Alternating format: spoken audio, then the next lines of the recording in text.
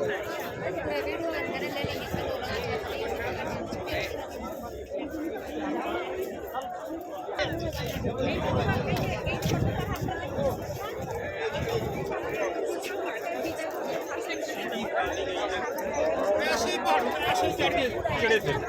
तो बड़ा पास नहीं है। नहीं, ये तो बहुत छोटा है। ये तो बहुत बड़ा है।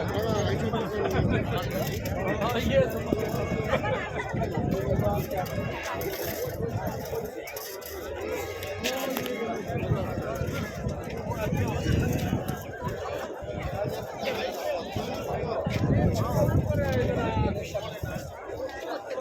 पूरे गुदन खड़े तो बराबर हंगा।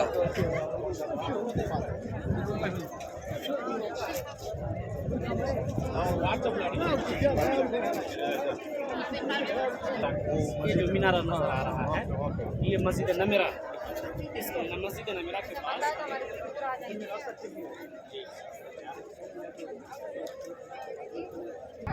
यहाँ क्या तारीखी जगह देखने की सब आ गए।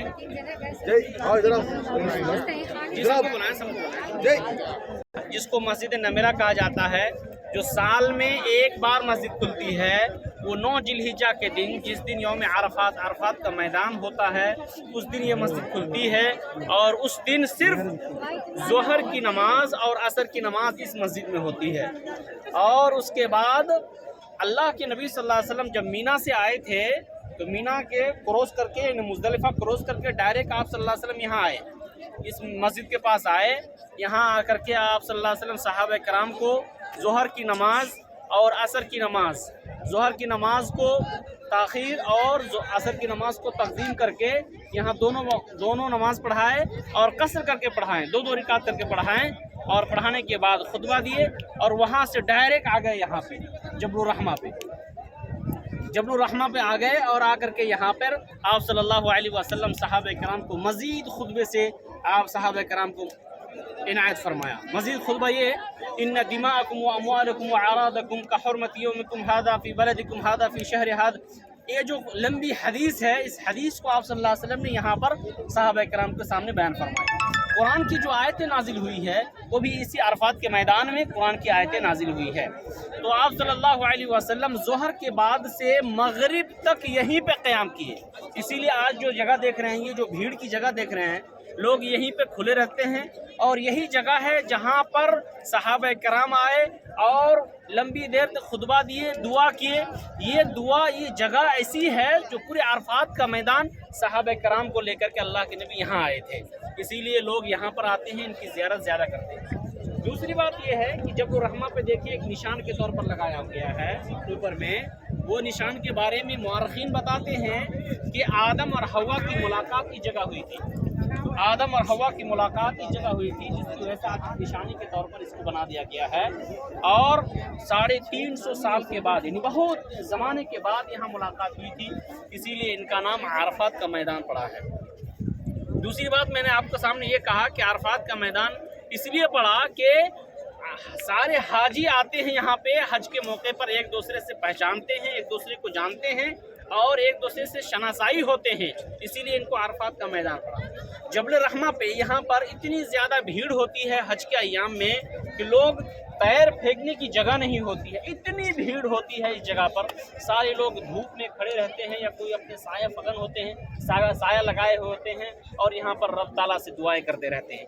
फरिश्तों का नुज़ूल होता है, फरिश्तों का नुज़ूल होता है उस दिन जिस दिन अरफात में हाजी लोग हज करने के लिए आते हैं, फरिश्तों का नुज़ूल होता है और वो सारे हाजियों के लिए दुआएं करते हैं, दुआएं मग़फ़िरत करते हैं। या अल्लाह तू इन्हें बख्श दे, ये तेरे बंदे तुझसे हाथ फैला करके दुआएं मांगते हैं, तुझसे ज़िक्र अज़कार करते हैं, तेरी फरियादें करते हैं। या अल्लाह तो इन सारे हाजियों के अल्लाह तू माफ़ कर दे। फरिश्तों का नुज़ूल होता है, इतने ज़्यादा फरिश्ते नाजिल होते हैं कि ज़मीनें तंग हो जाती हैं, ज़मीनें तंग हो जाती हैं। फरिश्तों का नुज़ूल होता है जो आज हम नहीं देख पा रहे हैं, लेकिन नबी सल्लल्लाहु अलैहि वसल्लम की हदीस है, आप फरमाते हैं कि यहाँ फरिश्तों का नुज़ूल इस कदर होता है कि जगह तंग पड़ जाती है और फरिश्ते रहमत की दुआएं करते हैं और मग़फ़िरत की दुआएं करते रहते हैं। रब ताला पूछते हैं कि मेरे बंदे क्या चाहते हैं, फरिश्ते जवाब देते हैं ये ذکر و اذکار کرتے ہیں، وہ استغفار طلب کرتے ہیں، تو اسے رب تعالیٰ کہتے ہیں کہ میں نے ان سارے بندوں کو میں نے معاف کر دیا۔ اللہ اکبر۔ اگر کوئی بندہ یہاں سے حج کر کے چلا جاتا ہے، حج کے سارے ارکان کو مکمل کرنے کے بعد جاتا ہے، تو رجعت کا یہ حدیث میں ہے کہ یہ ایسے ہی لوٹتا ہے اپنے گھروں کو جیسے کہ ان کی ماں نے پہلی بار جنم دیا ہو۔ اللہ اکبر۔ یعنی بے گناہ ہو کر کے حاجی یہاں سے واپس جاتا ہے، اپنے گھر کو جاتا ہے۔ اللہ رب العالمین سے دعا ہے کہ الہ العالمین ہم سارے لوگ جو ایک تاریخی مکانات ہیں اور یہ وقوف عرفات ہیں، یہ وقوف عرفہ اس لیے کہا گیا ہے کہ یہاں اگر وقوف نہیں ہے تو حج نہیں ہے، تو یہ ایسی جگہ، تاریخی جگہ پر آج ہم کھڑے ہیں اور اللہ کے نبی صلی اللہ علیہ وسلم اس مقام پہ کھڑے تھے۔ آج ہمارے لیے ایک شرف کی بات ہے کہ ہم بھی اس جگہ آ کر کے کھڑے ہیں۔ اسی لیے اللہ رب العالمین سے دعا ہے کہ الہ العالمین یہ دعویٰ، یہ ایسی جگہ ہے جو مستجاب ہے، یہ ایسی جگہ ہے جہاں پر یا اللہ تو دعائیں قبول کرتا ہے، تو ہماری بھی دعائیں قبول فرما کہ ہم سارے انسان ہیں، دنیا میں جو بھی غلطی کرتے ہیں، کل بنی آدم خطا وخیر خطائین التوابون، سارے جتنے بھی دنیا میں انسان ہیں سب گنہگار ہیں، اور گنہگاروں میں سب سے اچھا بندہ وہ ہوتا ہے جو گناہ کرنے کے بعد رب کی فریاد میں آتا ہے اور رب سے دعائیں کرتا ہے، وہ اللہ کے نزدیک سب سے اچھا بندہ ہوتا ہے۔ اسی لیے یہ ہمارا قبلہ ہوتا ہے، اس طرف ہمارا یہ قبلہ ہوتا ہے۔ حاجی لوگ اس موقع پہ آتے ہیں اور قبلہ رخ ہو کر کے دعا کرتے ہیں۔ دعا جو کرنی ہوتی ہے تو ہم لوگ کسی کی طرف رخ کر کے دعا جائز نہیں ہے، بلکہ جب بھی ہم دعا کرنے کے لیے جائیں گے تو قبلہ ہمارے لیے ضروری ہے کہ قبلہ رخ ہو کر کے ہم دعائیں کریں گے۔ اللہ رب العالمین ہم سارے لوگوں کو دین اور اسلام پر قائم رکھنے کی توفیق عطا فرما۔ دنیا میں جتنے بدعات و خرافات ہیں جسے ہمارے نبی صلی اللہ علیہ وسلم نے ہمیں منع فرمایا ہے، ان سارے بدعات کو یا اللہ کو ہمیں چھوڑنے کی توفیق عطا فرما۔ بہت سے لوگ ایسی بدعات کرتے رہتے ہیں جسے حدیث میں ہے کہ من احدث فی امرنا ھذا ما لیس منہ فہو رد، وہ چیز جو دنیا میں آئی ہے اور جس کو نبی صلی اللہ علیہ جس کو آج شریعت مان لیا گیا ہے، وہ ساری کی ساری چیز بدعت ہے، اور بدعت گمراہی ہے، اور ہر گمراہی جہنم میں لے جانے والی ہے۔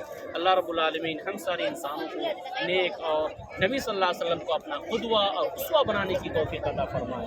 آمین۔ آپ کچھ بتائیں۔